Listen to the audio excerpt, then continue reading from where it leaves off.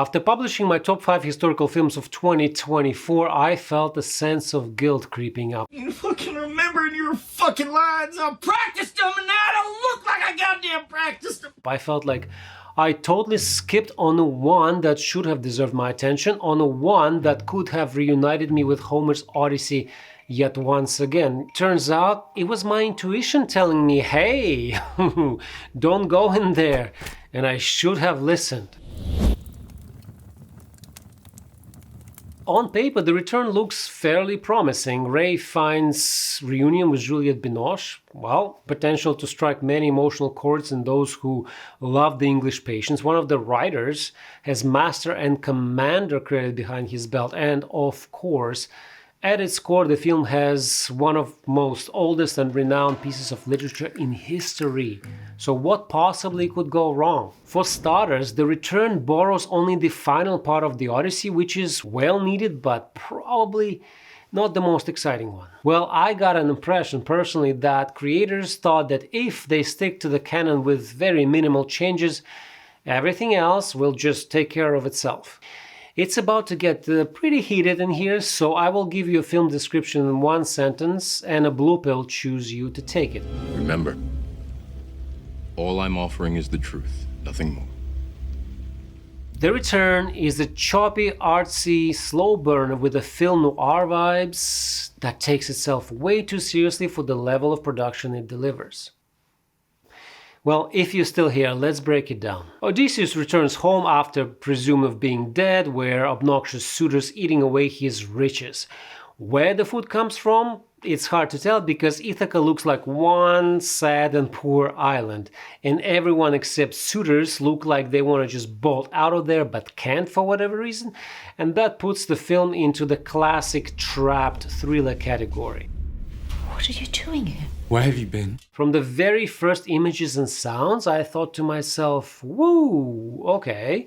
Tonight I'm looking at the artistic take on Greek mythology and hey, I'm okay with that. And I don't mind being wrong, but like many of us, I love being right. And to my personal satisfaction, the tone did not change through the entire film. It just stayed consistent, it did not bend, and it did not falter. Add to that tone an artificially spaced dramatic line delivery, choppy editing, and never-changing low mid-string score, and you got yourself a pretty serious pacing problem. Now, I didn't feel that problem in a conventional way, like I'm bored, let's move on kind of thing. I was just too busy figuring out names, motivations, and the disjointed thought process of the characters that were popping up on my screen. The dramatic angle and anti-war sentiment is clearly what the film is striving for, but in order to pull that off, you have to showcase the inner worlds of the key characters, like refine their chemistry and interactions.